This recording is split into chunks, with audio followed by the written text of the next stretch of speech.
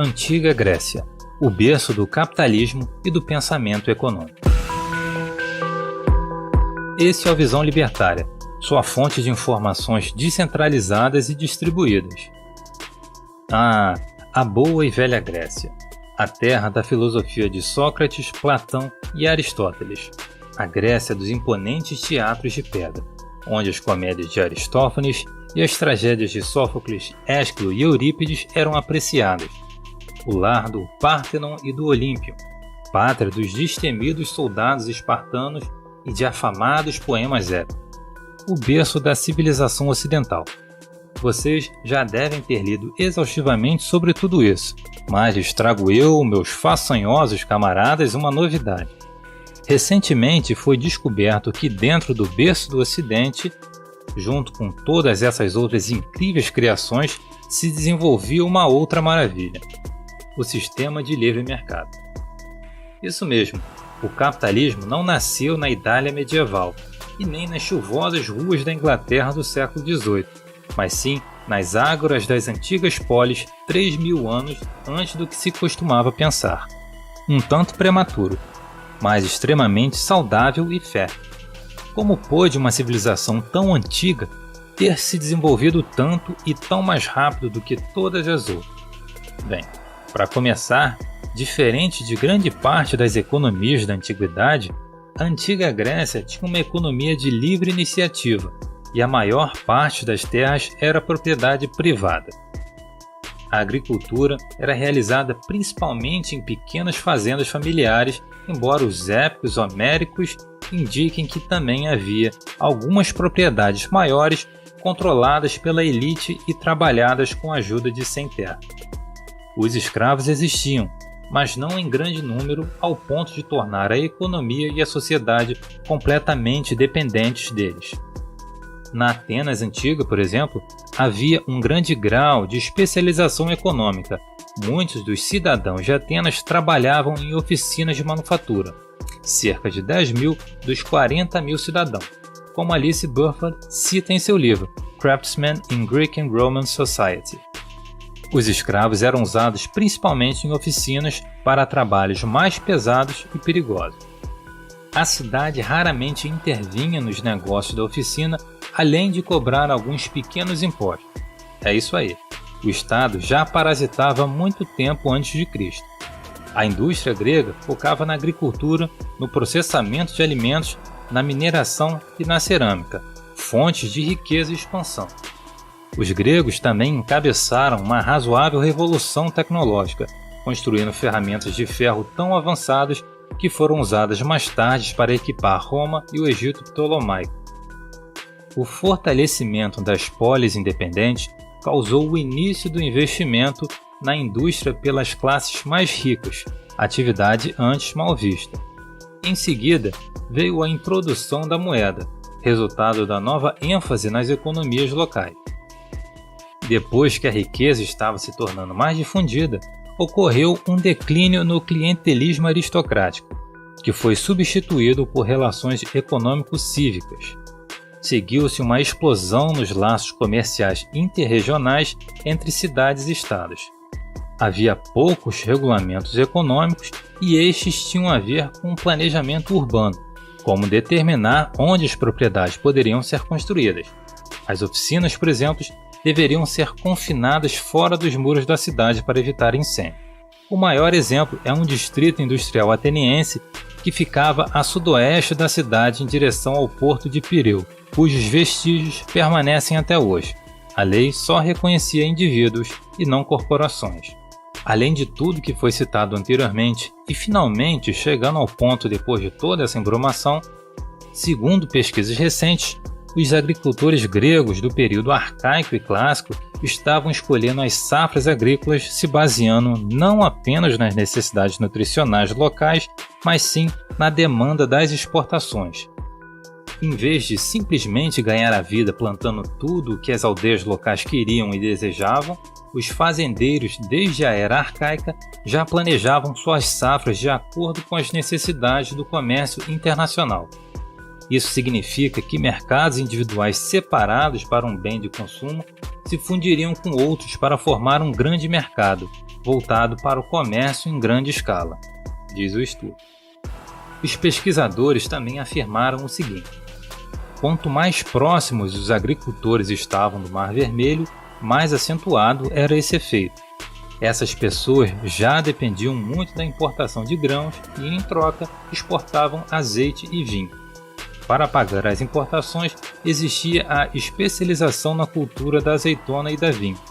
O que mostramos, existindo muito antes dos tempos romanos, é quão profunda era a dependência do comércio para a sobrevivência. Embora o comércio exista desde a pré-história, a produção e distribuição voltada puramente para o mercado era vista como um fenômeno moderno.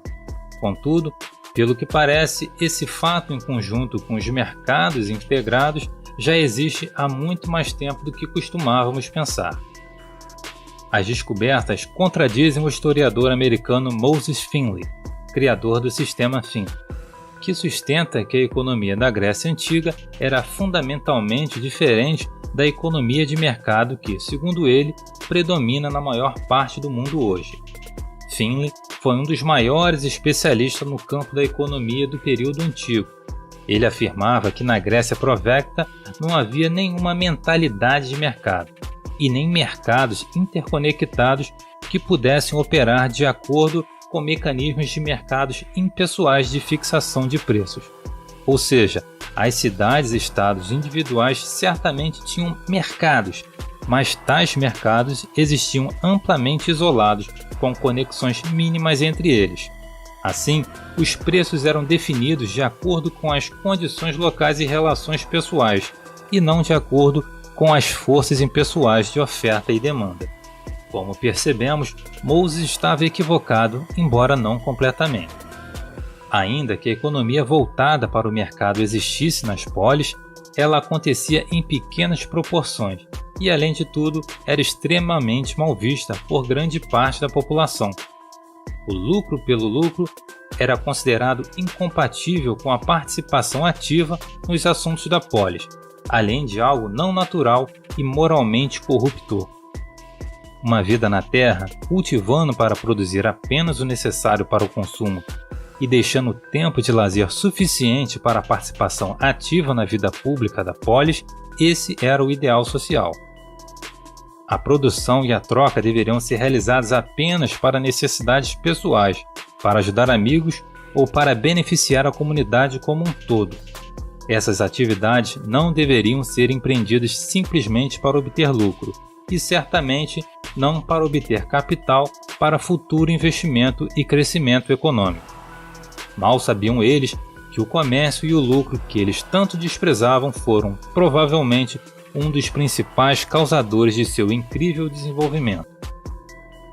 Bem, embora grande parte do povo tivesse uma funesta mentalidade anticapitalista, alguns pensadores, homens à frente de seu tempo, conseguiram desenvolver, mesmo que de forma extremamente primitiva, o pensamento econômico pró-mercado, entre aspas.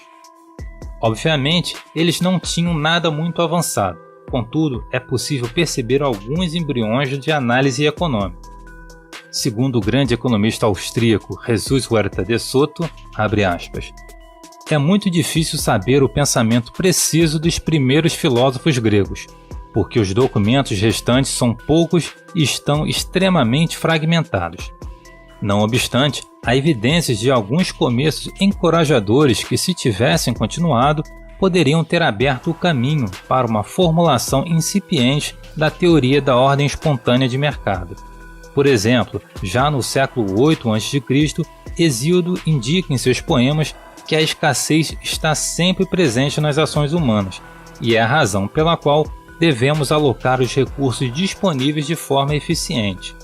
Além disso, ele menciona o tipo de competição que a emulação desperta e que ele chama de bom conflito. E a considera uma força empresarial vital que muitas vezes permite superar os grandes problemas que a escassez de recursos apresenta. Além disso, Hesíodo sentiu que a competição só era possível onde houvesse respeito pela justiça e pela lei, que promovem a ordem e a harmonia na sociedade. Nesse sentido, Hesíodo, e Demócrito até certo ponto, estava muito mais próximo da noção correta da ordem de mercado espontânea do que Sócrates, Platão e até o próprio Aristóteles estariam mais tarde. Fecha aspas. Falando de Demóstenes, ele foi o grande defensor da liberdade do mundo grego contra o despotismo do tirano Filipe. Não é por acaso que Demóstenes entendeu a essência costumeira e evolucionária do direito, e, portanto, foi capaz de superar a dicotomia reducionista que os gregos estabeleceram entre o mundo físico ou natural e o mundo supostamente artificial das leis e convenções. Na verdade, em geral, os gregos não conseguiam compreender que o cosmos natural deve incluir a ordem espontânea do mercado e as relações sociais que são objeto do estudo em economia, pois os gregos acreditavam que tudo relacionado à sociedade sempre foi artificial e deliberadamente causado por seus organizadores, que eles esperavam que fossem filósofos ditadores como aqueles imaginados por Platão. Já o ponto de vista subjetivista, em torno do qual gira toda a ciência econômica moderna, pode ser encontrado, por exemplo, na definição de riqueza que Xenofonte oferece em seu Oeconômico, quando define propriedade como aquelas coisas que o possuidor deve achar vantajosas para os fins de sua vida. Além disso, Xenofonte pode ser considerado o primeiro estudioso a introduzir o conceito de eficiência dinâmica, nomeadamente o aumento do patrimônio ao utilizá-lo para fazer negócios, juntamente com o conceito de eficiência estática, que se baseia em evitar desperdícios e que Xenofonte acredita poder conseguir mantendo a propriedade da família em perfeita ordem. Como dissemos anteriormente, grande parte da população não possuía pensamentos benignos sobre comércio, e dentre aqueles que compartilhavam a ideia do lucro mau, infelizmente, estavam alguns grandes filósofos. Abre aspas. Houve uma cidade relativamente mais liberal e democrática de Atenas, que foi capaz de acomodar uma próspera esfera de negócios e empreendimentos artesanais dentro de uma ordem espontânea de cooperação social baseada no respeito e igualdade perante a lei. Em contrapartida, havia a cidade de Esparta, que era profundamente militarista e na qual a liberdade individual era praticamente inexistente, por se acreditar que todos os recursos deveriam estar subordinados ao Estado. É notável que os mais eminentes e distintos pensadores e filósofos atenienses invariavelmente criticaram e subestimaram a ordem comercial que os rodeava e apoiava, enquanto aproveitavam todas as oportunidades para exaltar o totalitarismo estatista que Esparta representava. É como se os intelectuais daquela época, como os de hoje, não pudessem suportar o fato de que, embora considerados sábios, não puderam colher em termos econômicos os frutos do que consideravam seu próprio valor. Da mesma forma, eles foram incapazes de resistir à tentação de impor seus próprios pontos de vista sobre o que era bom e o que era mal aos seus concidadãos, e aspiraram continuamente a fazê-lo por meio do poder coercitivo do Estado. Fecha aspas. Assim diz De Soto, que continua. Abre aspas. Do ponto de vista do nosso tópico, a principal característica compartilhada por Sócrates, Platão e Aristóteles, os três maiores filósofos da Grécia Antiga, era o fato de que todos eles desprezaram o trabalho de artesãos e mercadores e subestimaram a importância de seus esforços disciplinados e diários. Portanto, foi por meio desses filósofos que começou a oposição tradicional dos intelectuais a qualquer coisa que envolvesse comércio, indústria ou lucro empresarial. Essa mentalidade anticapitalista se tornaria um tema constante entre os pensadores iluminados em toda a história intelectual da humanidade, daquele ponto até os nossos dias. Fecha aspas. Na gigantesca obra O Pensamento Econômico anti-Adam Smith, nosso querido Murray Rothbard afirma que Platão fundou sua academia nos arredores de Atenas como um centro de estudos, não apenas para o ensino e pesquisa da filosofia abstrata, mas também como uma forma de propagar seus pensamentos políticos sobre o despotismo social. Ele tentou 3 vezes, sem sucesso, estabelecer regimes despóticos na cidade-estado de Siracusa, enquanto nada menos que 9 dos alunos de Platão conseguiram se estabelecer como tiranos em diversas cidades-estados gregos. Aristóteles, por outro lado, era politicamente mais moderado do que Platão.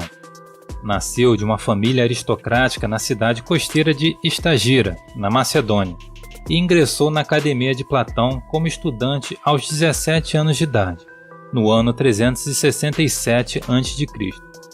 Lá, ele permaneceu até a morte de Platão, 20 anos depois. Após isso, ele resolveu deixar Atenas e finalmente voltar para a Macedônia, onde se juntou à corte do rei Filipe e deu aulas ao jovem futuro conquistador mundial, Alexandre o Grande. Depois que Alexandre ascendeu ao trono, Aristóteles retornou a Atenas e estabeleceu sua própria escola de filosofia no Liceu, da qual suas grandes obras chegaram até nós como notas de aula escritas por ele mesmo ou transcritas por seus alunos. Quando Alexandre morreu, em 323 a.C., os atenienses se sentiram livres para expressar sua raiva aos macedônios e seus simpatizantes, e Aristóteles foi expulso da cidade, morrendo logo depois. Tanto para Platão quanto para Aristóteles, o bem para o homem não era algo a ser buscado pelo indivíduo, e além disso, o indivíduo não era uma pessoa com direitos que não deviam ser restringidos ou invadidos por semelhantes. Para Platão e Aristóteles, o bem não deveria ser buscado naturalmente pelo indivíduo, mas pela polis. A virtude e a boa vida eram um dever da polis e não do indivíduo. Tudo isso significa que o pensamento de Platão e Aristóteles era estatista e elitista até a raiz, um estatismo que infelizmente permeou a filosofia clássica. No reino mais estritamente econômico, o estatismo dos gregos significa a exaltação aristocrática das alegadas virtudes das artes militares e da agricultura, bem como um desprezo generalizado pelo trabalho e pelo comércio e, consequentemente, pelo ato de fazer dinheiro e buscar o lucro. Assim, Sócrates, desprezando abertamente o trabalho como doentio e vulgar, costumava citar o rei da Pérsia no sentido mencionado anteriormente, de que as artes mais nobres são a agricultura e a guerra. Aristóteles chegou a escrever, por exemplo, que nenhum bom cidadão deveria ter permissão para exercer qualquer trabalho mecânico ordinário, pois esses eram tidos como ignóbeis e destrutivos para a virtude. A elevação da polis grega sobre o indivíduo levou-os a ter uma visão obscura da inovação econômica e do empreendedorismo. O empreendedor, o inovador dinâmico, é afinal uma expressão do ego individual e da criatividade, e portanto o arauto de mudanças sociais frequentemente perturbadoras, bem como do crescimento econômico. Mas o ideal ético grego e socrático para o indivíduo não era um desdobramento e florescimento de possibilidades internas, mas sim uma criatura pública política moldada para se conformar às demandas da polis. Esse tipo de ideal social foi projetado para promover uma sociedade congelada de status politicamente determinado, e certamente não uma sociedade de indivíduos criativos, dinâmicos e inovadores. Como percebemos, os antigos gregos estavam muito à frente de seu tempo em diversos aspectos. O pensamento econômico desenvolvido por alguns deles influenciou toda uma gama de pensamentos posteriores, criando uma gigantesca árvore genealógica, que vai dos economistas da Grécia Antiga até os grandiosos escolásticos espanhóis do século XV, de quem nós, membros da Escola Austríaca de Economia, somos descendentes diretos. Obrigado por sua audiência. Esse artigo foi sugerido e escrito por Cauã Metzger, revisado por Paulo Almeida e narrado por Luiz Edilé. Se você gostou desse vídeo, clique no ícone de curtir abaixo e compartilhe o vídeo em sua rede social. Se você deseja ser notificado de outros vídeos, clique em se inscrever e depois no ícone de campainha. Até a próxima!